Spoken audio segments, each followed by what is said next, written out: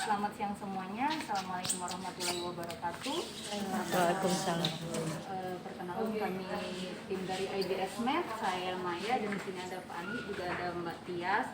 Jadi kita pertama kita overview dulu alat Hamilton C3 kita ini. Dari depan C3 ini beratnya sekitar 9,5 kg. Terus untuk displaynya sendiri itu 12 inch. Lalu di depan ini kita ada trim knob untuk mengatur settingan kita nanti. Terus di sini ada tombol power. Lalu ini tombol untuk nebu. Dan ini untuk screen lock atau mengunci layarnya. Jadi nanti kalau misalkan kita udah setting, bisa kita screen lock. Setelah kita tekan tombol ini nanti nggak bisa lagi di tekan-tekan lagi. Misalnya mungkin ada keluarga pasien datang kan terus iseng dia mencet-mencet, itu nggak bisa lagi.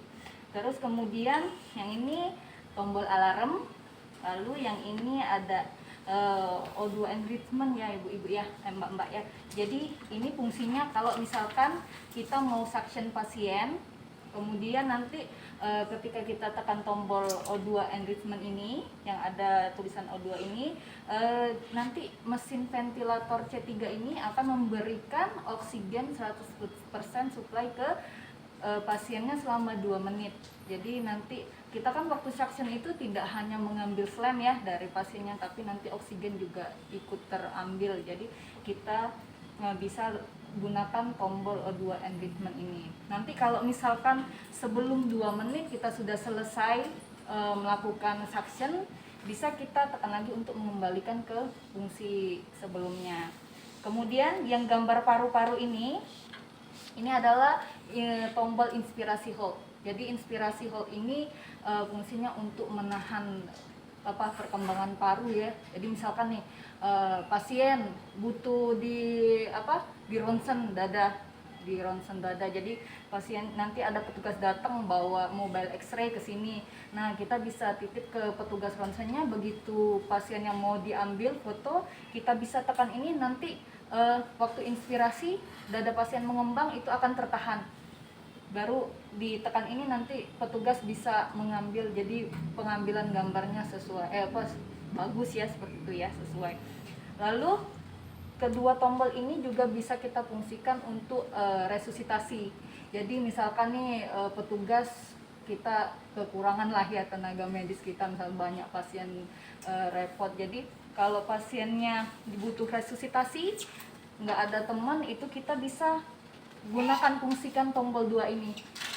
Kita tekan O2 enrichment ini, lalu untuk memberikan pressure ke pasiennya kita bisa tekan ini, tekan yang inspiration hold ini. Jadi kita tekan, jadi nanti paru-paru pasiennya mengembang gitu ya. Secara bersama. Yang enggak, yang ini kan dia otomatis sendiri kan? Yang ini kan otomatis sendiri. Yang ini kan otomatis. Ya? Iya, nah yang ini kita bisa tekan 1, 2 seperti kita RGB kayak Berarti gitu. kita tekan terus gini. Iya. Kan waktu tora kan ditekan, ditahan nafas kan istilahnya kayak gitu. Kalau untuk resusitasi berarti kita nekan. Iya, tekan lagi. Jadi dia waktu tekan dia akan mengembang. Terus kalau nggak tekan dia ngembus lagi, nanti kita tekan lagi dia ngembang lagi kayak gitu. Pada saat foto torak itu kan ditekan. Nanti itu kembali lagi apa kita tekan kembali? Ditekan terus, Bu. Tekan terus. Oh, ditekan Namanya terus. inspiratory hold, jadi Berarti ditekan. dia nggak lagi ya? Iya. Kalau Kalau enggak nitip petugas ronsen pun sebenarnya kalau mereka sambil moto mau dijebret disuruh mereka tekan nggak apa-apa sih. Ya, ada kata pun misalnya mereka lupa lepas menekan ini 10 detik, dia otomatis akan kembali ke settingan kita. Jadi hanya menahan 10 detik aja maksimal. Jadi gitu. Jadi ini ditekan terus, nanti dia akan mengembang selama 10 detik, nanti balik lagi kayak gitu Bu ya. Kemudian ini di sebelah sini ada tombol screenshot layar ya. Jadi kalau kita mau screenshot nanti bisa kita tekan ini, otomatis nanti kayak handphone itu bisa ter-screenshot yang tampilan saat itu ya. Lalu kemudian di sebelah sini kita ke bagian samping. Nah, kalau di screenshot ini tersimpannya gimana? Oh ya, nanti akan tersimpan di dalam unit, di data, nanti diambilnya dari pakai ini USB data di sebelah sini. Jadi sebenarnya itu fungsinya kalau misalnya nanti dengan mau ngajar atau misalnya ngajar ada mau kita mau nunjukin, oh ini grafiknya flow itu seperti ini loh, grafiknya pressure itu seperti ini. Kita bisa screenshot dengan nanti kita pasang USB di sini, nanti kita tekan di sini, hasilnya akan berupa JPEG sih, seperti gambaran PDF gitu. Hampir mirip seperti itu gambarannya nanti. Oke, kita ke bagian samping. Nah, di bagian samping ini tadi Mbak yang tombol untuk USB-nya. Ini bisa dilepas. Nah, nanti kita masukin USB flash disk, tapi dia cuma bisa pakai versi yang 1.0, USB 1.0, koneknya ke mesin ini gitu ya. Jadi langsung tersimpan di USB. Iya, nanti kalau mau ambil data atau mau upgrade ventilator ini bisa dari sini. Gitu. Kemudian kita ke bagian samping. Ini ada baterai. Jadi ini ada tempat baterai ya, bisa kita tambahkan 2 slot baterai, tapi dalam pembeliannya itu kita sediakan 1, kalau mau tambah nanti bisa menghubungin dari itu ya, PDF ya. Ini baterainya bisa sampai 3,5 jam. Jadi kalau misalkan tadi kalau mau pasien yang mau mobile, mau ronsen atau mau transfer, enggak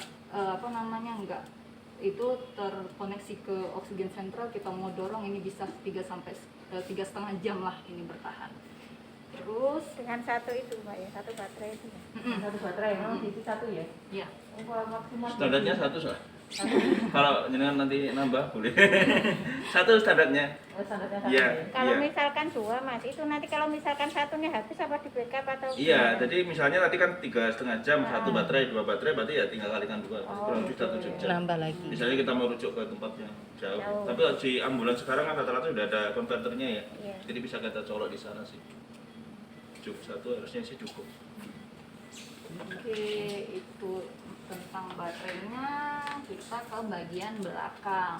Nah, di bagian belakang ini, jadi ventilator Hamilton C3 ini sudah dibekalin dengan penyaringan filter inspirasi dan ekspirasi. Jadi ventilator ini tidak membutuhkan suplai oksigen, suplai air udara maksud saya, suplai air lagi. Nah, jadi karena udah ada internal kompresor di dalam sini, jadi kita cuma butuh ini aja Mbak, butuh suplai oksigen aja, nggak usah pakai air lagi. Nah, di sini ini adalah filter untuk inspirasi. Filter inspirasi ini bisa kita bersihin. Kalau misalkan ini sudah berubah warna jadi coklat atau sampai hitam ya, bisa dicuci bersih, kemudian kita keringin, diangin-anginin aja sampai kering, baru kita pasang lagi kayak gitu. Itu busa biasa dah itu. Ini filter. Kayak punyanya ikan itu dah. Hampir mirip tapi bukan. Bukan. Oh, B. Standar. Filter fan loh. Ya gimana Mbak? Jas filter fan ya itu ya? Ini ya betul, ini jas filter. Iya, Ya, filter ya. filter Ada debu, no. filter debu. Oh, khusus tak kira punyanya ikan. Mirip-mirip, tapi ini standar medikal ya. Pokoknya intinya yang warna putih ini jangan berubah menjadi hitam, warna hitamnya jangan berubah jadi putih. Artinya kalau ini berubah menjadi hitam ya kita nggak bersihin gitu ya. Gitu. Iya, ini juga bisa dilepas. Nah, nanti kita bersihin aja, dikeringin, dicuci bersih, dikeringin terus Pasang kembali. Itu kayak tempat setrika itu ya. Ya, kan gua ngomong setrika kan. Ceritanya dengan saya aja Bu saya. Intinya kalau nanti kita ganti tempat setrika itu kan dia ini kerapatannya kan lebih tebal. Nanti risikonya dia blocking, nggak bisa keluar, panas nanti unitnya. Nanti alarm lama-lama. Jadi kalau yang di belakangnya ini namanya HEPA filter. Kalau HEPA filter ini biasanya ada alarm penggantian sih. Kalau HEPA filter ini lama biasanya. Iya. Jadi kalau alarm aja diganti, lama kalau HEPA filter. ada yang Jadi mau ditanya Mbak? nggak ada ketentuannya berapa kali pemakaian atau waktu Berapa bulan Yang ganti? ini, yang mana? Dibersihkan. Iya. Oh, Kalau bersihkan itu paling ya dicek rutin aja lah, paling nggak 1 bulan sekali ya. Sebenarnya tergantung juga kualitas udara sih. Kalau udaranya bagus ya biasanya lebih lama. Kalau udaranya biasanya banyak debu ya lebih cepat. Oke, ini tentang filternya. Nanti ini kita bisa tutup lagi.